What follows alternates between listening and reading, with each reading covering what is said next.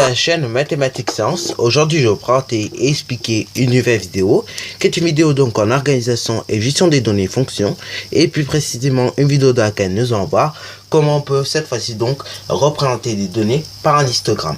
Alors donc là, je vais peut-être mettre la vidéo en pause pour réaliser l'histogramme à partir de ce tableau de données. Alors donc là ici, les chiffres que j'ai barrés, et ben ça veut dire qu'ils sont faux. Ok, donc ça tu ne comptes pas les chiffres que j'ai barrés. Et donc du coup ici dans cette case là il y a juste un 2 et dans cette case là du coup il y a juste 3. Ok, je te laisse donc mettre la vidéo en pause et puis donc réaliser l'histogramme associé donc au tableau. Sur ce donc c'est parti mon kiki. Alors donc là rappelons quand même qu'est-ce que ça veut dire tout ça hein. Donc cette petite notation déjà 10 compris, enfin il y a 10 avant, après vous avez n et 12. Bah ça veut dire quoi? Ça veut dire qu'en gros le nombre n là, et bah il est compris entre 10 et 12, ok? Et donc il peut être égal ou inférieur. Il peut être égal ou inférieur à 12, ou il peut être égal ou supérieur à 10, ok? C'est ça que ça veut dire ces notations-là, ok? Donc là, ça veut dire que là, par exemple, dans cette case-là, on peut dire tout simplement qu'il y a deux élèves qui ont des notes supérieures ou égales à 10, ok? Ou inférieures ou égales donc à 12, ok? Voilà. Ça veut dire ça en gros. Alors là, bien évidemment, les petits signes égaux que tu peux voir ici, ça veut dire égal à, ok? On n'aura pas mis ce deuxième trait là, qui entre parenthèses fait penser au signe égal, et du coup, on a dit que la note est comprise entre 10 et 12. 10 étant exclu, 12 étant exclu également, ok? Bon, voilà. Donc ça, c'est des petits rappels qu'il faut faire et qu'il faut avoir en tête. Bon, donc là, première étape, réalisons donc comme précédemment deux axes, ok? Donc là, nous avons réalisé deux axes. Pour l'instant, je n'ai rien indiqué sur les deux axes, puisque il faut comprendre déjà qu'est-ce que nous allons y mettre sur ces deux axes. Alors donc là, le graphique il est un peu petit parce que tout simplement, il n'y a pas grand chose à placer dans le graphique, ok? Voilà, c'est un gros graphique, hein, puisqu'il n'y a pas grand chose à placer. Alors donc là ici, nous avons donc des notes, ok? Et au niveau des notes, vous avez une première case. Donc la note elle est comprise ou égale à entre 10 et 12, et après vous avez une deuxième case, c'est la même chose, entre 12 et 14, et après entre 14 et 16, ok? Donc là vous avez trois intervalles en gros, ok? Voilà, et du coup ces trois intervalles elles sont régulières, ok? Puisque c'est de 2 en 2, ok? Donc du coup notre graduation se doit d'être régulière, ok? Donc là attention, avant de se lancer dans n'importe quoi, il faut bien savoir comment on va graduer, ok?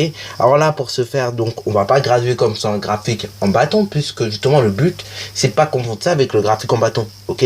Donc du coup ici, automatiquement déjà, on aura le 10, après on aura le 12, le 14, le 16.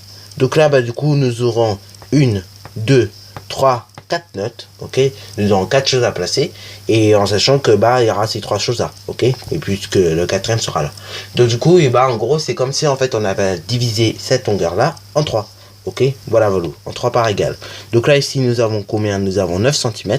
Et 9 cm divisé par 3, ça fait 3 cm chacun. Donc du coup, on divise en 3. Ok, voilà. Et ici, donc, sur cet axe-là, on aura les notes. Donc on peut déjà nommer cet axe-là les notes. Ensuite, après, on peut mettre 10, 12, 14, 16, ok? Juste un truc également, si vous apercevez que vous avez fait un truc un petit peu n'importe comment, comme là, donc surtout n'hésitez pas à rétrécir, ok? Parce que là, mon axe est un petit peu grand, je l'ai mis un petit peu trop loin, en pensant qu'on allait faire un diagramme plus grand, mais non. Donc du coup, je le rétrécis un petit peu. Donc là, on va mettre 10 ici. Ensuite, cet axe-là, du coup, vous aurez les effectifs qui sont exprimés cette fois-ci en personnes, ok? Donc là, ici, on aura le 0, et après, on va monter jusqu'à 7, ok? On va monter jusqu'à 9, donc, puisqu'il y a 9 personnes maximum. Alors, donc là, on va regarder d'abord comment c'est, tout simplement, il y a combien de centimètres en tout, voilà. Et donc là, en tout, on peut constater que nous avons que 7 cm. Alors donc là, il y a deux solutions. C'est soit nous avons la place, donc là ici on a quand même un petit peu de place et on prolonge, ou c'est soit on n'a pas la place et on essaie d'en s'en faire, ok? Alors là, je vous propose ici qu'on prolonge quand même un petit peu parce que nous avons la place. Donc ce que nous allons faire, on va prolonger un petit peu l'axe désordonné pour pouvoir placer nos effectifs, ok? Et du coup, la flèche, bah voilà, je vais faire dans ce sens comme ça, ok. Et du coup, la flèche qui était ici, on peut la supprimer parce que bon, ça sert à rien de garder une flèche qui tout simplement est prolongée, ok. Et ici donc, je peux tout simplement le mettre sur le côté, mais ici donc c'est neuf, ok. Et donc là, je peux le mettre du coup que dans le graphique. Ici, ce sont donc les effectifs, ok. Une fois que cela est fait, et ben je gradue à chaque fois tous les 1 cm en gros, et ben une effectif. Alors là vous aurez pu me dire, mais vu que c'est fait à petit carreau, on aura pu graduer également tous les 0,5 mm. Mais sauf que bon, vu que du coup, et ben j'ai déjà commencé à graduer en centimètres et qu'on avait la place, et ben du coup j'ai profité de cette place que nous avions. Ok, voilà.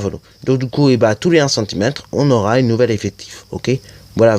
Donc 1, 2, 3, et après ainsi de suite. Bon, une fois que j'ai réussi à faire mes graduations, et ben maintenant, c'est comme pour le graphique en bâton, sauf que là, bah du coup, vous allez voir que les rectangles ici ils vont se fermer, enfin ils vont se fermer à chaque fois, alors que dans le graphique en bâton, ils se ferment pas de la même manière qu'on va voir ici.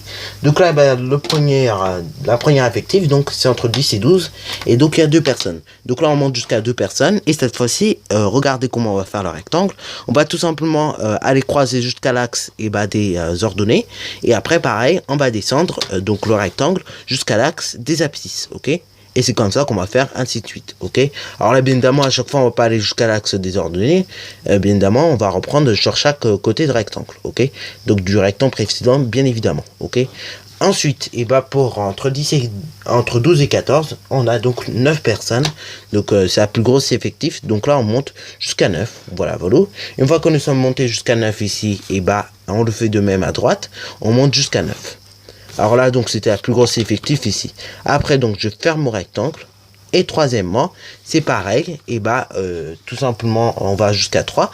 Donc là, de même, on va monter de 16 jusqu'à 3. Ok, voilà. Donc de 16 pour l'axe des abscisses, bien évidemment. Et on monte jusqu'à 3 en axe des ordonnées. Ok.